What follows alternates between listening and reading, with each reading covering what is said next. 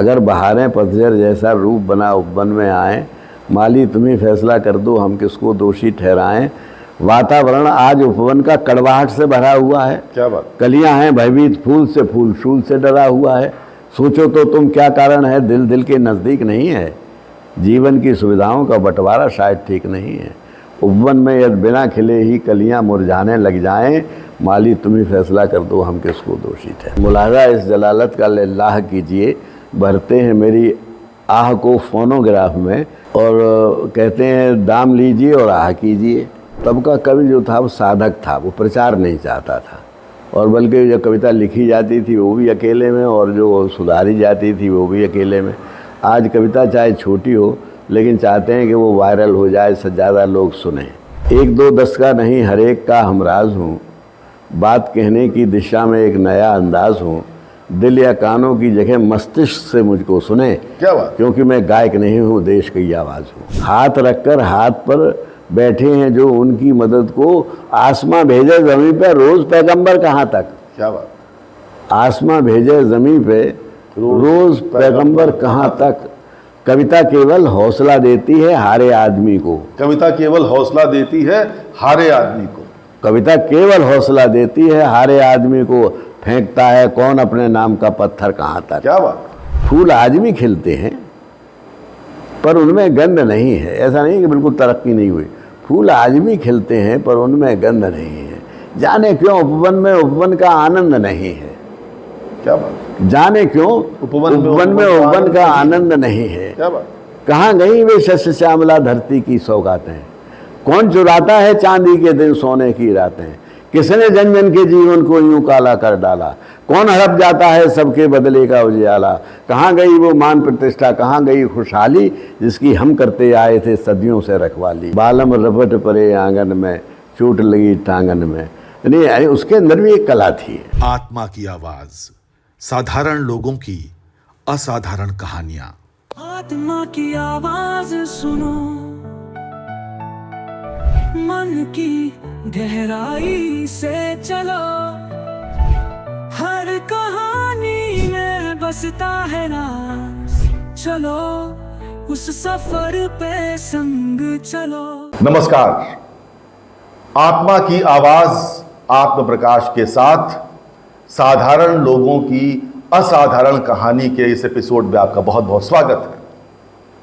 मित्रों, हमारे समाज में ऐसे तमाम सीनियर्स हैं जिन्होंने अपनी जिंदगी में अनेक पारियां खेली हैं, और आज जब मुड़कर देखते हैं वो अपनी जिंदगी को, वो किस तरह से अपनी जिंदगी को डिफाइन करते हैं, कैसे उनकी जिंदगी दूसरों के लिए आज इंस्पिरेशन साबित हो रही है, एक ऐसी ही शख्सियत के साथ आज हम आपकी मुलाकात आत्मा की आवाज में कराएंगे। स्वागत करिए कवि, राजनेता और साहित्यकार श्री उदय प्रताप सिंह जी का। उदय दादा, आपका आत्मा की आवाज में बहुत बहुत स्वागत है।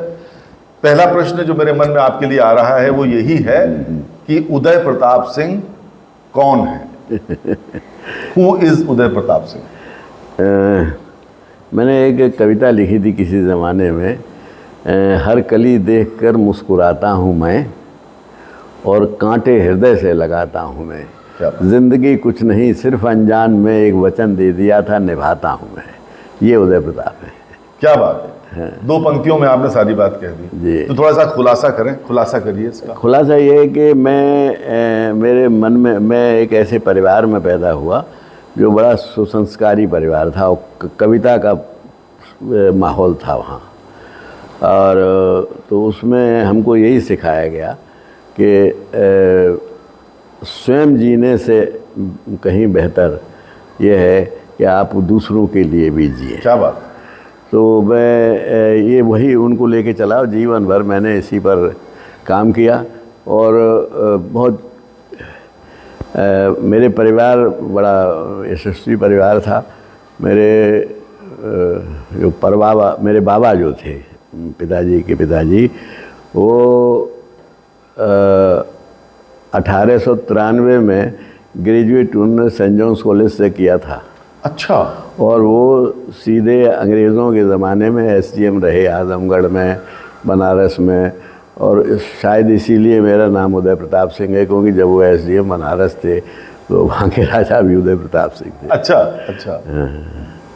तो बचपन कहाँ गुजरा? मैनपुरी में? मैं पैदा तो मेरा मैनपुरी में एक गांव है, बड़ा परिवार है, लेकिन हमारे पिताजी डॉक्टर थे। मैंने बताया ना, हमारा परिवार बड़ा पढ़ा लिखा था। जब बाबा डिप्टी कलेक्टर थे बिल्कुल, तो हमारे जो पिताजी 4 भाई थे, चारों बहुत अधिक शिक्षित जी, और हमारे पिताजी डॉक्टर थे और वो शुकाबाद रहते थे, और शुकाबाद में ही से हमने 6वीं से लेके BA तक एक कॉलेज शुकाबाद से ही शिक्षा पाई। उसके बाद सेंट जॉन्स कॉलेज गए जी। तो उस वक्त एक कॉलेज जो था कानपुर और आगरा के बीच में एकमात्र डिग्री कॉलेज था, और बड़ा कॉलेज था, बहुत शानदार कॉलेज था। उसमें शिक्षा प्राप्त की। सौभाग्य से नीचे से लेके ऊपर तक जब हम गांव में पढ़ते थे तो वहाँ जो हमको अध्यापक पढ़ाते थे वो जो कवि देव जो थे कुसमरा के, हमारा गांव भी कुसमरा के पास है, तो कुसमरा के जो कवि देव थे उनकी 5वीं 6वीं पीढ़ी के थे। उनका नाम था केशव देव, वो भी कविता लिखते थे। अच्छा। तो हमारा कविता के संस्कार हमको शुरू से मिले। बाद में जब कॉलेज में हम गए, डिग्री कॉलेज में, तो वहाँ भी 2-3 हमारे अध्यापक कवि थे। एक प्रोफेसर योगेंद्र पाल साहब जो हमारे अंग्रेजी के अध्यापक थे, वो बहुत बड़े शायर थे। अच्छा। और वो पाकिस्तान हिंदुस्तान के फेम के शायर थे, बड़े शायर थे उस वक्त के। तो हमको कविता के संस्कार मिले। आत्मा की आवाज़ में आज हम बात कर रहे हैं कवि, साहित्यकार और राजनेता उदय प्रताप सिंह जी से। दादा, मैंने सुना है कि उस ज़माने में सूर्यकांत त्रिपाठी, निराला जी समेत तमाम कवि रेडियो से नाराज़ रहते थे। ये रेडियो से कवि, आज आपने जो प्रश्न किया था कि तब के कवियों में अब के कवि, तब का कवि जो था वो साधक था, वो प्रचार नहीं चाहता था, और बल्कि जो कविता लिखी जाती थी वो भी अकेले में, और जो सुधारी जाती थी वो भी अकेले में। आज कविता चाहे छोटी हो, लेकिन चाहते हैं कि वो वायरल हो जाए, से ज़्यादा लोग सुने। तो ये ज़माना पहले का और अब का था। निराला जी अपने मुझे मालूम है कि निराला जी, जैसे मैंने बताया कि 53 के उसमें उन्होंने कभी बड़ी मुश्किल से पढ़ी, फिर बाद में कविता जब हटा दिया गया। इस तरह से अकबर इलाहाबादी ने एक शेर लिखा था कि मुलाजा इस जलालत का लिल्लाह कीजिए, भरते हैं मेरी आह को फोनोग्राफ में, और कहते हैं दाम लीजिए और आह कीजिए।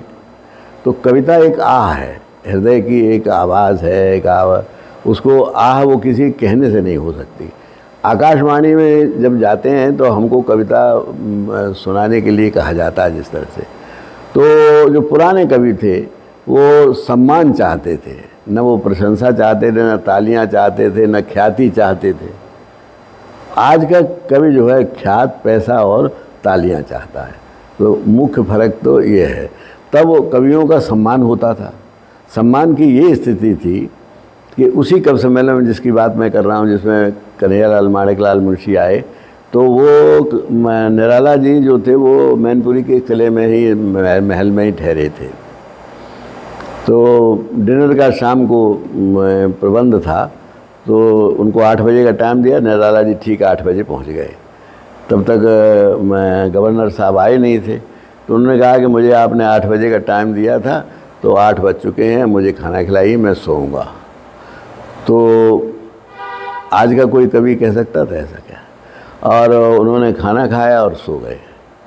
अब जब गवर्नर साहब आए तो उन्होंने जब पूछा कि निराला जी कहाँ हैं, कहा कि साहब वो तो खाना खा के सो गए। तो उन्होंने अपना आदमी भेजा। तो पहले उन्होंने मना कर दिया कि मैं किसी से मिलना नहीं चाहता। तो उन्होंने पूछा कि क्या कहा था तुमने? बोले कि हमने ये कहा था गवर्नर साहब मिलना चाहते हैं। बोले नहीं, ये कहो जाके कि गुजराती का लेखक कन्हैयालाल आपका भाई मिलना चाहता है। तो निराला जी नंगे पैर दौड़े आए और गले लगे। तो उस समय के आज के समय से आप तुलना अपने आप करिए, इसके आगे मैं कुछ नहीं कहूँ। अच्छा, हमें एक बात बताइए, ये स्वाभिमान था या कि खब्त थी? खब्त। देखिए, निराला जी के बारे में बात निराला जी की नहीं है। हाँ। बात इसकी है कि जैसे आपको पता है कि राज्यपाल इस किसी कार्यक्रम में आ रहे हैं, तो अगर उन्हें थोड़ी विलम्ब हो गया तो आप इतना पाबंद हो जाएं कि नहीं मुझे दे दीजिए और मैं सो जाऊं और मैं नहीं मिलूंगा। निराला जी देखिए, ये तो दुनिया जानती है कि निराला जी थोड़े से असंतुलित हो गए थे उस उम्र पे जी। बहुत हो गए थे। अब निराला जी के बारे में आपको ये मालूम है कि वो एक भिखारिन भीख मांग रही थी, तो उससे कहा कि उसने कह दिया कि बेटा हमको कुछ मिल जाए। तो निराला जी ने कहा कि मुझसे बेटा कहा, तू मेरी माँ है, भीख मांगेगी? अच्छा ही बता के तुझको कितने पैसे दे दूँ तू भीख नहीं मांगेगी? तो बोले कि 10 रुपये दे दो। बोले अगर कितने दिन नहीं मांगेगी? तो उन्होंने उनके पास जितने थे सब दे दिए। उन्हें कहा अब तुम इतने दिन महीने भीख मत मांगना। फिर वो दिखाई पड़ गई तो वो उसके पीछे भागने लगे और वो आगे आगे कहा निराला की माँ भीख नहीं मांगी। तो थोड़ा सा उनके लेकिन ये बातें आप इसको खर्च नहीं कह सकते जी। ये एक जीवन मूल्यों की पराकाष्ठा थी जो उनके मन में थी। कभी कभी ऐसा होता है कि ना हम किसी एक ऐसे उद्देश्य को लेके चलते हैं जो उद्देश्य जो है जो हमारे जीवन का वो जीवन से ऊपर हो जाता है, पर अपना कुछ ख्याल नहीं रहता। अच्छा, आप किसी से प्रभावित रहे इनमें से जो नाम आपने लिए? मैं निराला जी से भी मिला। कोई कविता उनकी याद है आपको? नहीं, निराला जी की जूही की कली जैसे है, निराला जी की राम की शक्ति पूजा। राम की शक्ति पूजा मैंने सुमंगल सिंह सुमन जी से सुनी नहीं, उनके मुंह से उनकी व्याख्या सुनी और गजब के बोलते थे।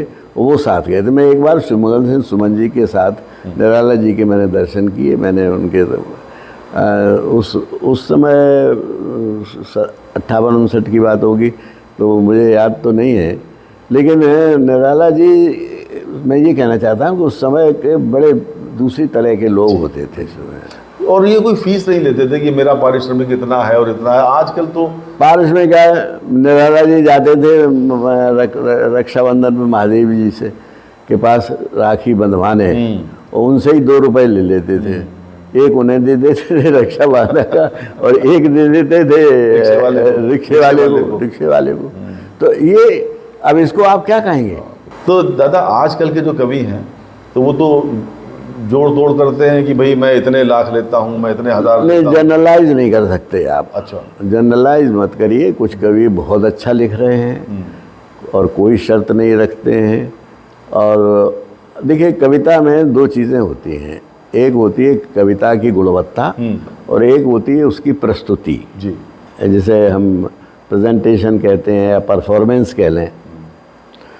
तो पैसे परफॉर्मेंस के भी मिलते हैं। अब जो लतीफ़े सुना दे, थोड़ी सी इधर उधर की बातें कर दे, थोड़ी सी और प्रसंग छेड़ दे, मन मोह ले, उसके बाद कविता सुनाए, तो वो उसके अलग हो जाता है। पहले कभी इसलिए नहीं पैदा, पहले इसलिए कि पहले सम्मान बहुत मिलता था। मैंने एमए का पास करके तुरंत की बात है, 57-58 की, दतिया में एक सम्मेलन हुआ था, दतिया स्टेट में। तो उसमें हमारे पास एक पत्र आया था जिसमें लिखा था कि फला बड़े कवियों के नाम थे, जिसमें रंग जी थे, शिशुपाल सिंह शिशु थे, डॉक्टर आनंद थे। इन लोगों ने तुम्हारी बड़ी तारीफ़ की है, तो आप हमारे पास एक कवि सम्मेलन में आइए। न उन्होंने पैसे के लिखे थे और हमने भी लिखा कि इतने बड़े कवियों ने कहा है, तो हमने कही कि क्या वो मैं आऊँगा। तो हम लोग पहुँचे वहाँ। तो जो सम्मान हुआ है, जहाँ से पहुँचे हैं वहाँ से जो ठहराया गया है, जो खाना खिलाया गया है और उसमें सब कुछ हुआ, कवि सम्मेलन सुना गया है जिस तरह। और चलते समय महाराज दतिया के जो साले थे, उन्होंने एक थैली में रख के ऐसे करके हाथ पे एक थैली दे दी, जिसमें क्या रकम थी क्या थी वो बाद की बात है, बिल्कुल ठीक। लेकिन न किसी ने देखी, न किसी ने सुनी, न किसी ने, ये शालीनता की लेकिन सम्मान बहुत था। बहुत अच्छी बात। और कवि सम्मेलन में जब मुग्ध होकर सुनते थे, लेकिन तब गीतों का कवि सम्मेलन, गीतकार कवि सम्मेलन माना जाता था। जो सरोकार, सामाजिक सरोकारों पे कविता लिखता था वो कवि माना जाता था। हास्य के कवि 1-2 होते थे। अब उस समय हमारे उस कवि सम्मेलन में एक गिरजा वहीं के दतिये के थे, उनका नाम गिरजा से शुरू होता था, मैं भूल रहा हूँ। तो उन्होंने एक कविता सुनाई थी कि और राग में सुनाई थी, क्लासिकल राग में, बालम रपट परे आंगन में, चोट लगी टांगन में। नहीं, यानी उसके अंदर भी एक कला थी। तो मेरा कहने का मतलब है कि उस समय कवि सम्मेलन के जो कवियों के भावना थी वो कला को निखारने की थी, ज़्यादा थी, रहती थी। जितने कवित्रियाँ थी एक आध, तो जैसे हमने स्नेहलता स्नेह लखनऊ की थी, उनको देखा, और भी कई कवित्रियाँ थीं। तो वो उस समय कविता की साधना में एक बार ऐसा हुआ कि स्नेहलता जी मैं के बाद मुझे पढ़ने को दे दिया गया। स्नेह जी ने इटावा में कवि सम्मेलन हो रहा था, बहुत बड़ी कवित्री थी, और उन्होंने कविता पढ़ी थी क्या फूल पातों से चुना जाता है और गीत कानों से सुना जाता है, कुछ ऐसी कविता थी। बड़ी तालियां वाली बजी। उसके बाद हमारा नाम ले दिया संयोजक ने। अब मेरे पास ये समस्या थी कि मैं क्या करूं, तो मैंने एक एक्सटेम्पोरे कविता पढ़ दी। अब वो कविता ऐसी हिट हो गई कि उसके बाद स्नेहलता जी ने खुद मुझे बहुत प्यार किया और सर पे हाथ फिरा कि तुम बहुत अच्छे कवि बनोगे एक दिन। मैंने ये लिखा था कि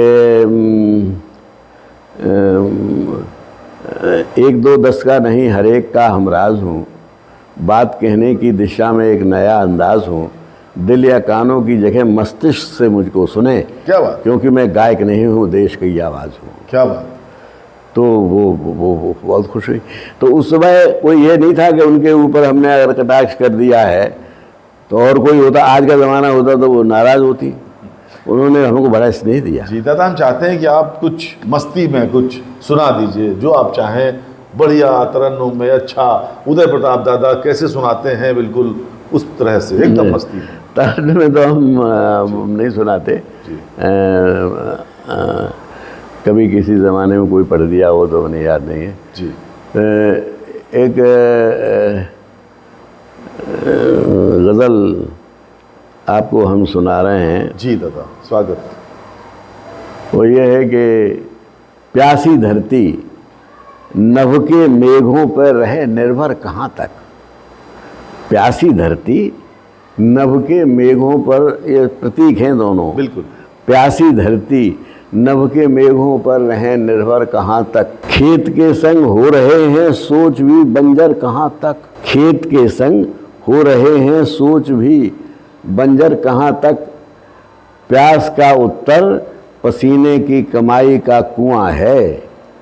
प्यास का उत्तर पसीने की कमाई का कुआं है, फैलने को फैले हैं कितने महासागर कहाँ तक। क्या बात। गीता में कहा है दादा धर्म सिखाएं, तो मैंने उसको लिखा है कि हाथ रखकर हाथ पर बैठे हैं जो उनकी मदद को, हाथ रखकर हाथ पर बैठे हैं जो उनकी मदद को, आसमां भेजे ज़मीन पे रोज़ पैगंबर कहाँ तक। क्या बात। आसमां भेजे ज़मीन पे रोज़ पैगंबर कहाँ तक, कविता केवल हौसला देती है हारे आदमी को। कविता केवल हौसला देती है हारे आदमी को।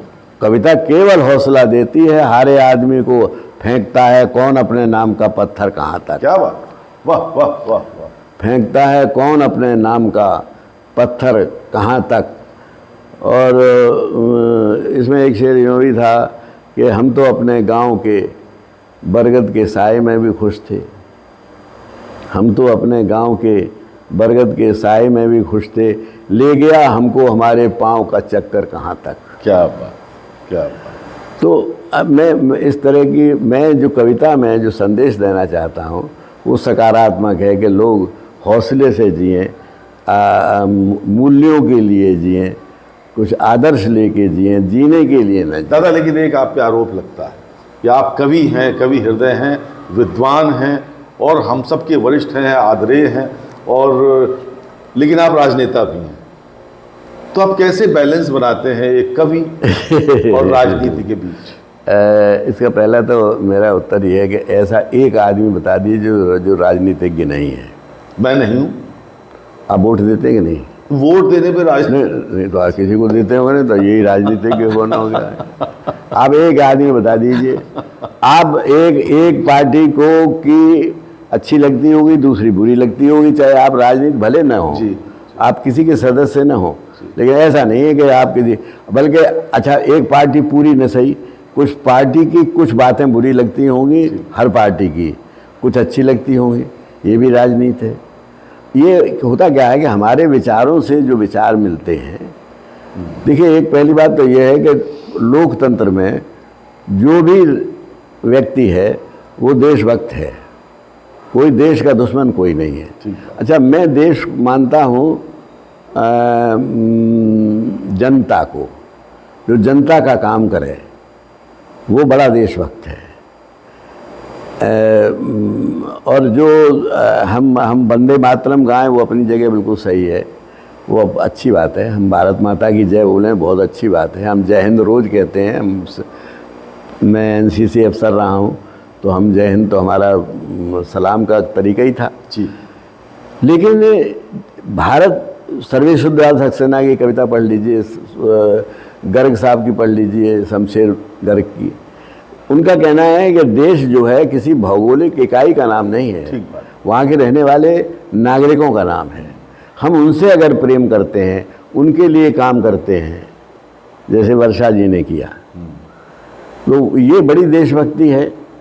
ये बड़ी देशभक्ति है ये। और हम सिर्फ वंदे मातरम कह के और रह जाएं और हम दूसरों पे बोलवा लें 10 पे ज़बरदस्ती वंदे मातरम, तो ये इतनी बड़ी देशभक्ति नहीं है। अच्छा दादा, आपने 9 दशक, एक मिनट, आपने जो प्रश्न किया उसका पूरा। बिल्कुल। दूसरी बात आपने पूछी कि राजनीति और कविता एक दूसरे के पूरक है। क्या बात। और एक दूसरे के पूरक ही नहीं है, बल्कि एक दूसरे के आवरण हैं जी। राजनीति का उद्देश्य क्या है कि हम जो हमारा देश के लोग खुशहाल रहें, और कविता का उद्देश्य क्या है?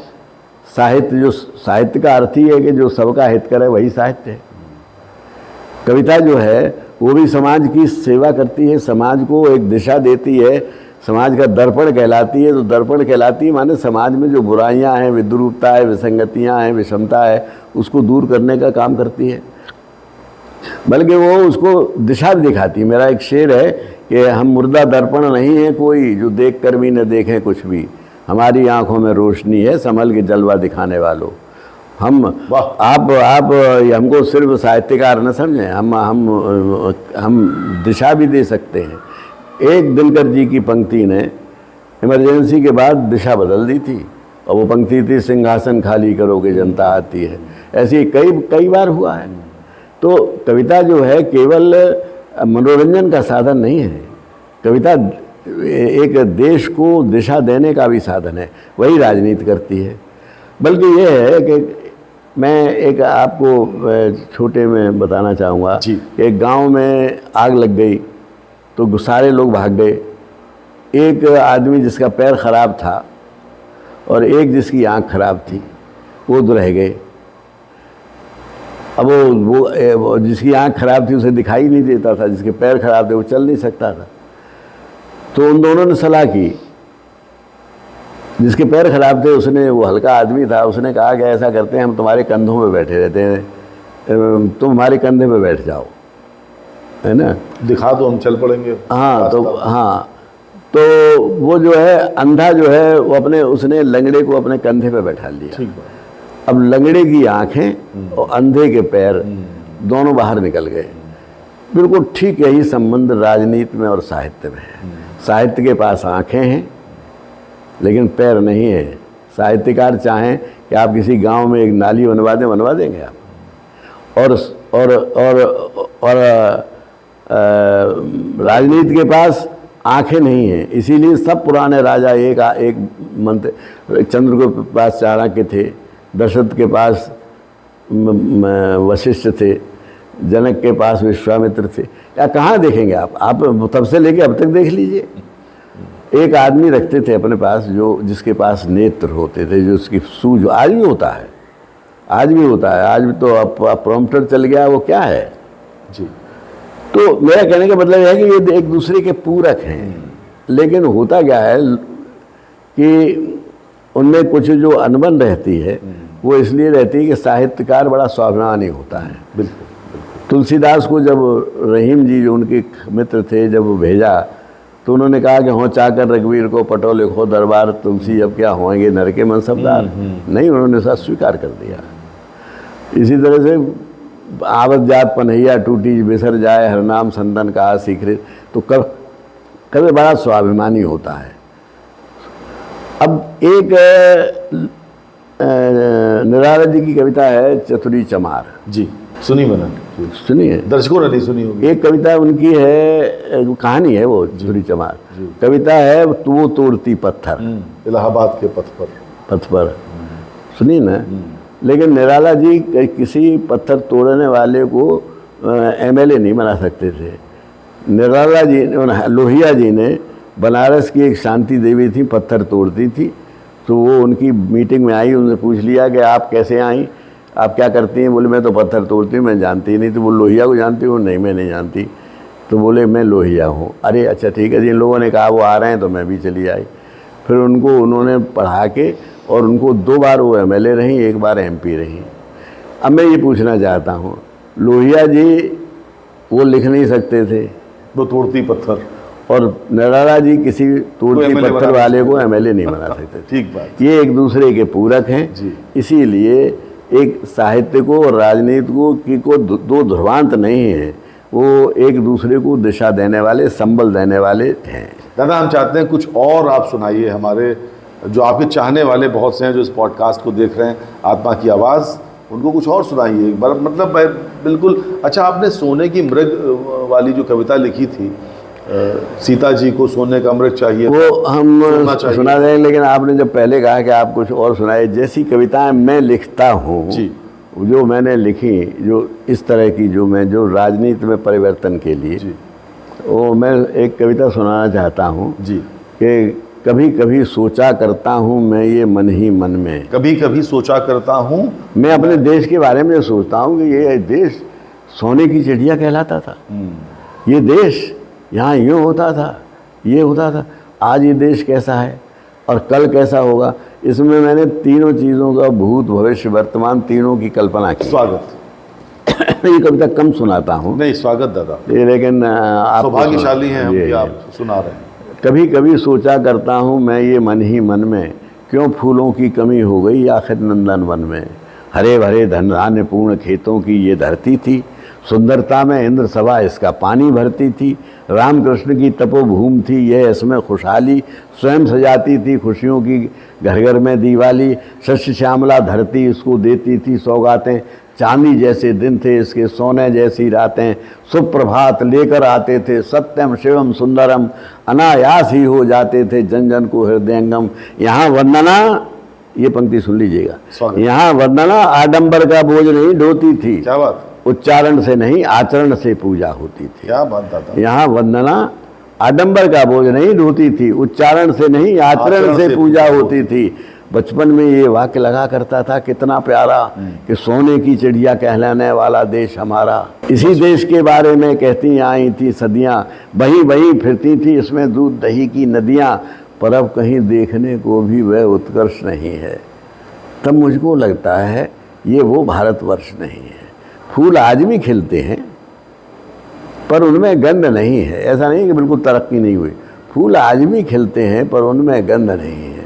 जाने क्यों उपवन में उपवन का आनंद नहीं है। क्या बात। जाने क्यों उपवन में उपवन का आनंद नहीं है। क्या बात। कहाँ गई वे शस्य श्यामला धरती की सौगातें, कौन चुराता है चांदी के दिन सोने की रातें। किसने जन जन के जीवन को यूं काला कर डाला, कौन हड़प जाता है सबके बदले का उजियाला। कहाँ गई वो मान प्रतिष्ठा, कहाँ गई खुशहाली जिसकी हम करते आए थे सदियों से रखवाली। अब तो मुस्कानों के चेहरों पर भी हर्ष नहीं है, अब तो मुस्कानों के चेहरों पर भी हर्ष नहीं है। तब मुझको लगता है ये वो भारतवर्ष नहीं है। और अगर ये वही देश है तो कितना है अचरज कि चूस रहे हैं मानव की हड्डी दधीच के वंशज, जिनके पूर्व जनों ने जीवन सदा धरोहर माना, जिनके पूर्व जनों ने जीवन सदा धरोहर माना। औरों की खातिर जीना था, औरों की खातिर मरना था जीने का पैमाना, औरों की खातिर मरना था जीने का पैमाना। शस्य श्यामला धरती इसको देती। तो उसके बाद फिर खींच रहा है द्रुपद सुता का रोज़ जो कांड होते हैं। अब भी चीर दुशासन, और पूर्वत देख रहा है अंधा राज सिंहासन। जिनके पूर्वजनों ने जीवन सदा धरोहर माना, औरों की खातिर मरना था जीने का पैमाना, उनकी संतानों ने पाया कैसा रूप घिनौना, कि लाशों की मजबूरी से भी कमा रहे हैं सोना। महावीर के संदेशों का ये निष्कर्ष निकाला, गौतम के शब्दों के अर्थों का अनर्थ कर डाला। घर घर उनके चित्र टंगे हैं पर आदर्श नहीं है, तब मुझको लगता है ये वो भारतवर्ष नहीं है। क्या बात दादा, वाह हैं। वाह वाह। और इसमें यह है कि खींच रहा है द्रुपद सुता का अब भी चीर दुशासन, और पूर्वत देख रहा है अंधा राज सिंहासन। पर तब से अब की स्थिति में एक बड़ा अंतर है। इस युग के कान्हा को दुर्योधन के धन का डर है, भीष्म विदुर की शय शक्ति वो चीर बढ़ाने वाली, इस युग में करती है दुर्योधन की नमक हलाली। इसी तरह खिंचती जाएगी द्रौपदियों की साड़ी, या दुर्योधन धनी रहे और निर्धन कृष्ण मुरारी। एक दार्शनिक का है, ये कवि का निष्कर्ष नहीं है। चिंतन चीख रहा है, ये वो भारतवर्ष नहीं है। उस पर ये अजदहे प्रभु का ध्यान किया करते हैं। सच पूछो तो वे उसका अपमान किया करते हैं। ईश्वर कभी नहीं ये चाहेगा उसकी संतानें महलों की जूठन से खाएं बीन बीन कर दाने, और अगर चाहे तो ऐसा ईश्वर मान्य नहीं है कि खास खेत के बेटों के घर में धन धान्य नहीं है। बुनकर जीवन भर में अपना कफन नहीं बुन पाता, जैसा नंगा पैदा होता वैसा ही मर जाता। भ्रष्टाचारी चोर रिश्वती बेईमान जुआरी, अपने पुण्यों के प्रभाव से महलों के अधिकारी, सोच रहे हैं सत्य अहिंसा मेहनत के अनुयायी, कि जीवन और मरण दोनों में कौन अधिक सुखदायी। सोच रहे हैं सत्य अहिंसा मेहनत के अनुयायी, कि जीवन और मरण दोनों में कौन अधिक सुखदायी। रग रग दुखती है समाज की कब तक कहें कहानी, ये लगता है नहीं रहा है किसी आँख में पानी।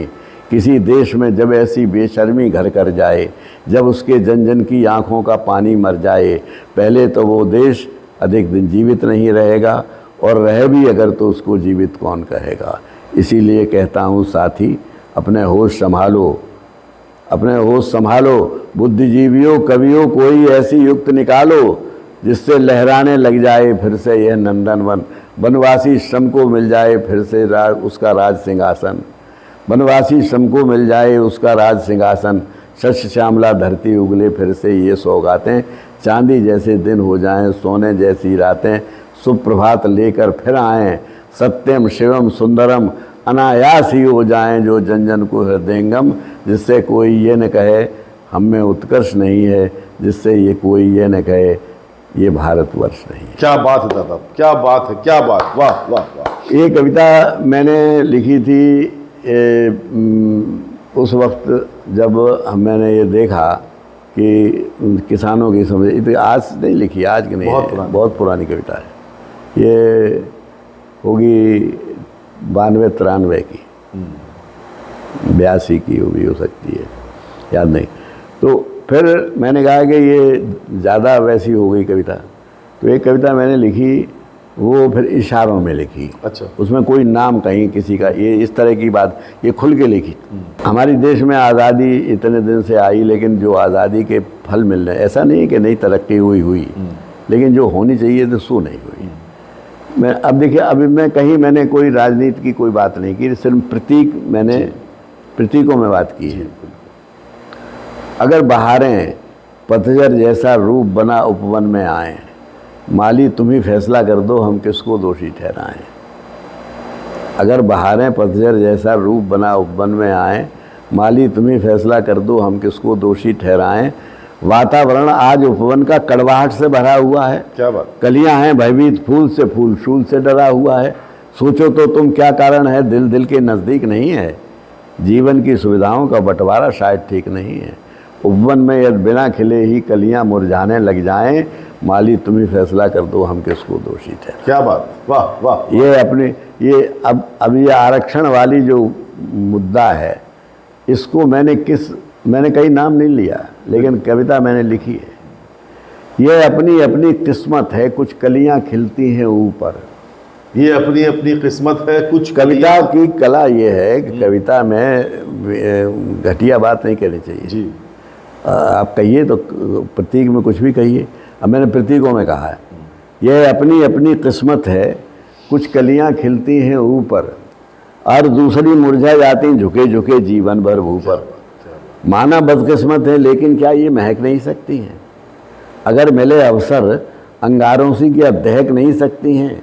धूप रोशनी अगर चमन में ऊपर ऊपर ही बट जाएं, माली तुम ही फैसला कर दो हम किसको दोषी ठहराएं। क्या बात। ज्ञानेश्वर मिश्रा जी कम से कम अपने 10 भाषणों में इस कविता को कोट कर चुके हैं। अगर धूप रोशनी अगर चमन में ऊपर ऊपर ही बट जाएं, माली तुम ही फैसला कर दो हम किसको दोषी ठहराएं। सुनते हैं पहले उपवन में हर ऋतु में बाहर गाती थी, भारत की सोने की चिड़िया कहते थे।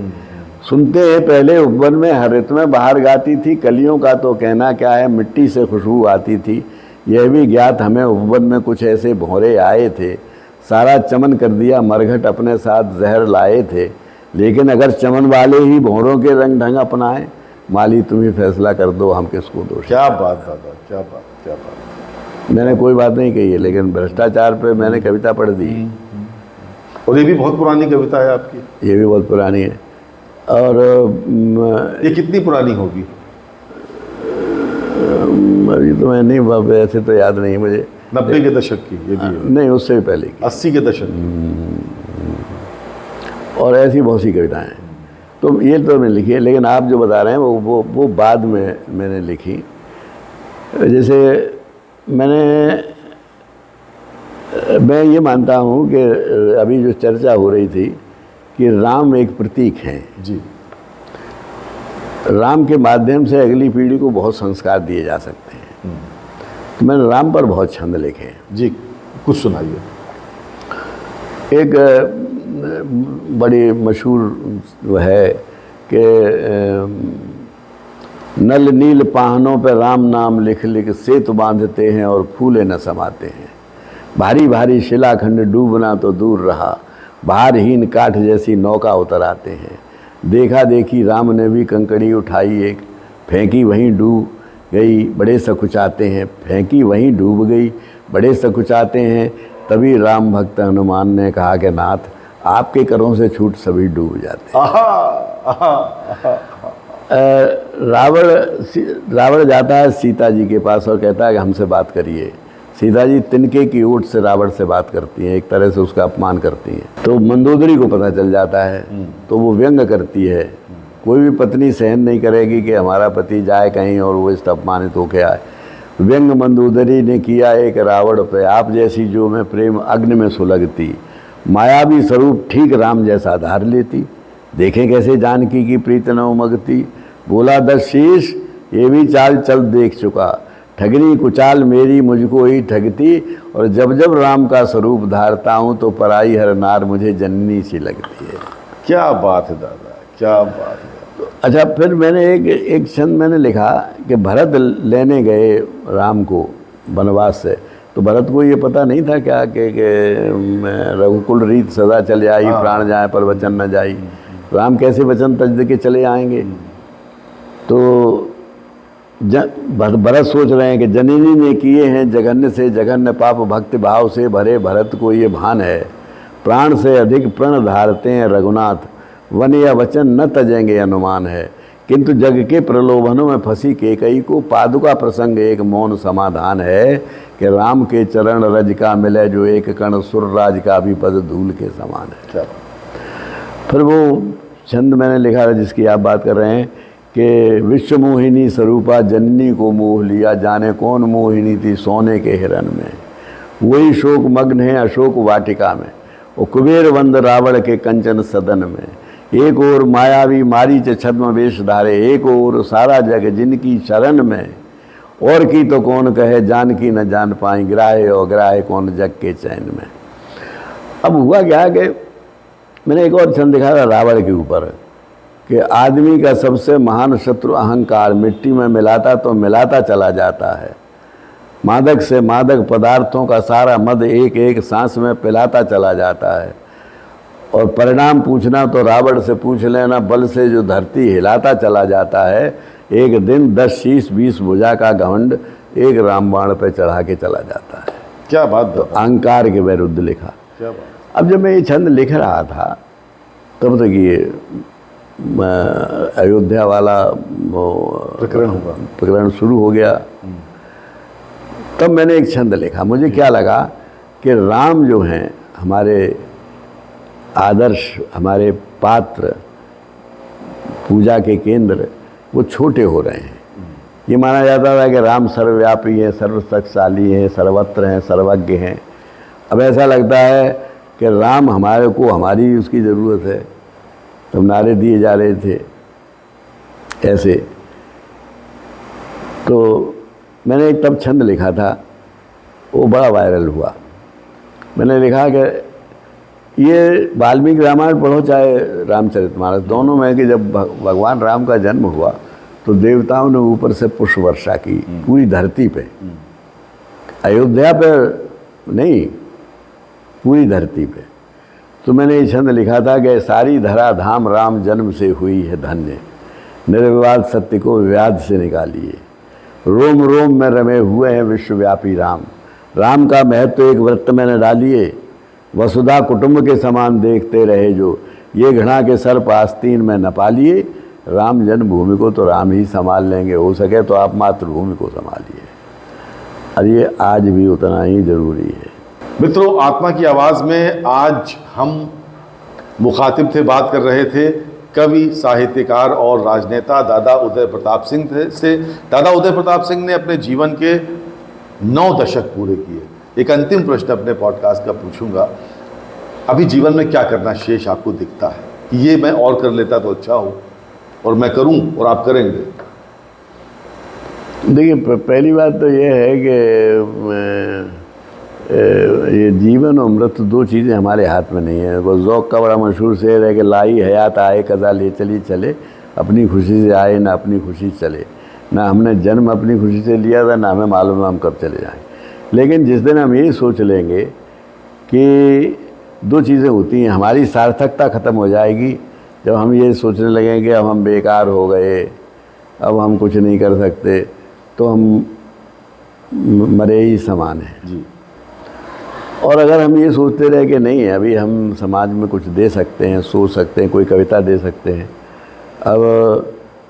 अब जैसे हमने कुछ शेर लिखे हैं, इस दौर में कोई न जुबां खोल रहा है, तुझको ही क्या पड़ी है कि सच बोल रहा है। आहा, वाह वाह वाह वाह। हैं? इस दौर में कौन जुबां खोल रहा है, तुझको ही क्या पड़ी है जो सच बोल रहा है। तुझको ही क्या पड़ी है जो सच बोल रहा है।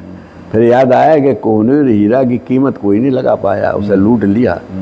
तो मैंने लिखा है कि बेशक 1000 बार लुटा पर बिका नहीं, कोहिनूर जहाँ भी रहा अनमोल रहा। आहा, वाह वाह वाह। और शोहरत के मदरसे का गणित हमसे पूछिए, हम भी बहुत दिनों रहे राजनीति में। जी, राज्यसभा में रहे आप?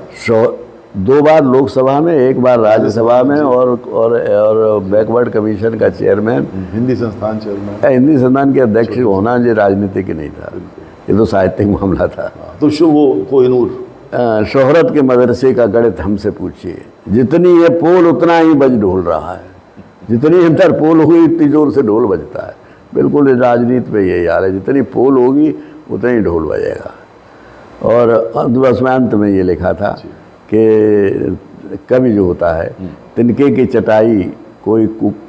चटाई को कोई खौफ ना खतरा, हर पांव सिंहासन का मगर डोल रहा है। क्या बात, क्या बात, क्या बात। दादा उदय प्रताप सिंह के साथ हमने बात की आत्मा की आवाज़ में, इस पॉडकास्ट में। हमें उम्मीद है आपको अच्छा लगा होगा। अगर अच्छा लगा हो तो हमें ज़रूर बताइएगा। दादा, आप हमारे साथ इतना वक्त आपने हमको दिया, हम बहुत शुक्रगुजार हैं, दिल से आपके बहुत आभारी हैं। हम भी आपके बड़े, आपने आदेश दिया, हम आ गए और अच्छा लगा आपसे बातचीत करके। ख्वाहिशों से नहीं गिरते फूल झोली में, वक्त की शाख को हिलाना होगा, कुछ नहीं होगा अंधेरों को कोसने से, अपने हिस्से का दिया खुद जलाना होगा। आप भी उदय प्रताप सिंह बन सकते हैं, प्रोवाइडेड जिंदगी के लंबे सफर में आप भी फोकस्ड रहें, जो काम कर रहे हैं उस पर ध्यान दें और पूरी एनर्जी के साथ अपने लक्ष्य को हासिल करने में लग जाएं। तो आत्मा की आवाज़ के आज के एपिसोड में साधारण लोगों की असाधारण कहानी में आज आपने कहानी सुनी कवि, साहित्यकार और राजनेता उदय प्रताप सिंह की। एक नए एपिसोड में मिलेंगे एक नई शख्सियत के साथ, तब तक के लिए नमस्कार। Please like, comment and subscribe.